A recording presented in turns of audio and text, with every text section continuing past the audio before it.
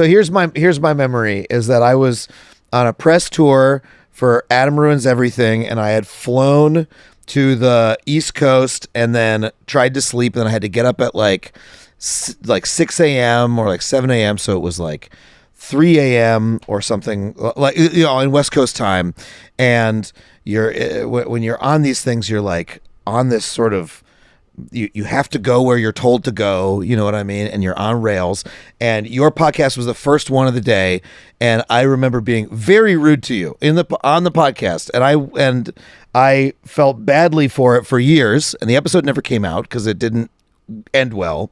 And then I felt, I had harbored this for many years because I felt like I didn't behave appropriately, and I emailed you and I said a couple months back, I was like, I just want to apologize for that, and then we had a nice conversation, and here we are. So yeah, okay, good story. So that's like an interesting way to start a podcast. Yeah, it is. Yes, I think it is. I think it is. So I'll tell you my memory, please, too, which is like kind of similar, I guess, but also different. So the biggest thing for me is that I'm just going about my business a few months ago, and I get an email with the subject line apology, and the sender is Adam Conover, and I'm like, what? So you had written such a nice email about saying basically what you just said, and I was like shocked because I didn't even think you'd remember that, much less be thinking about it for a few years. So I'm really interested in that.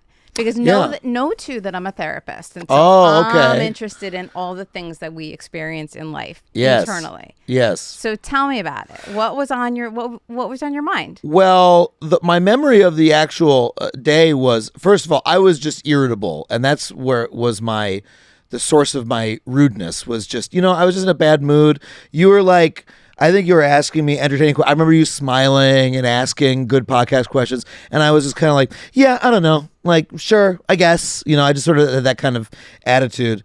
And I remember leaving, and it was like my publicist, this is back when I worked in cable, so I had a real publicist, and she had like rented like a town car or whatever to drive us around. And I remember sitting in the town car, and she was being a little quiet because I was like, I know that I kind of fucked that up. And then I reset, and then the rest of the day went okay because I was like, okay, so I was not in the right headspace. I was like sort of acknowledged what had happened, right? But why did I remember it years later? Is I guess I have a thing about I want to be professional in my professional life. I want to be charming to work with. You know what I mean? I want people to have good memories of working with me when it's on one of my projects. I guess I take it kind of hard when I feel like I haven't lived up to that standard. There's like another time, I can tell you another story actually of a time that was almost similar for me, which is I used to work for a website called College Humor.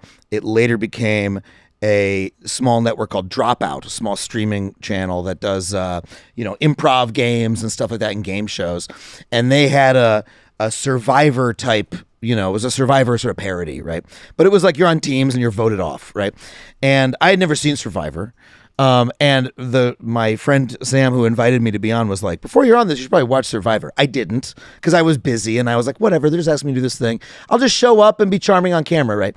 And so I show up, and then we do the first round, and I'm the first person voted off because I didn't even really know how the game worked. I didn't know on Survivor. I had to be talking to the other people on the team saying, who should we vote off? I had to be doing, that sort of thing. And so I was voted off, and I experienced being voted off as this sort of like social rejection from when I was a child, because these people, other people on the team, there were people I knew, but I sort of wanted them to like me, you know what I mean? I'm like, oh, they voted me off because they don't like me, or something like that. It triggered something in me. And then I spent I had to be there for the next 2 days because they needed us to film other little things. And I was so on tilt from that experience that I was just, again, like rude to everybody on set, like the PA is like, hey, here's some water. I'm like, thanks, or whatever. And normally I'm not like that. And I felt that afterwards, I was like, it wasn't that I got voted off or whatever. It's that I didn't I didn't show up as the self that I think is appropriate to show up as.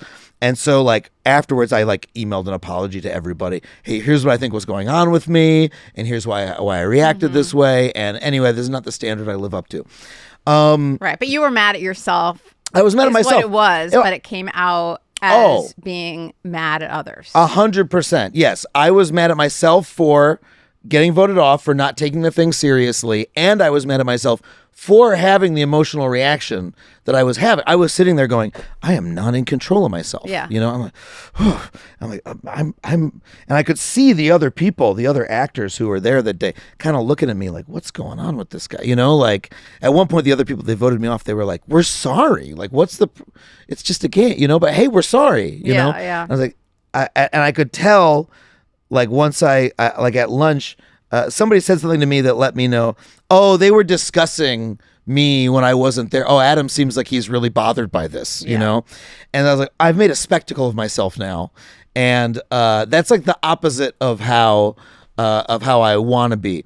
And this, starting this interview with two stories like this is not how I am most of the time. Good, because I don't want you to be, I'm not here to bring you in to just do everything that you're used to doing anyway. So good.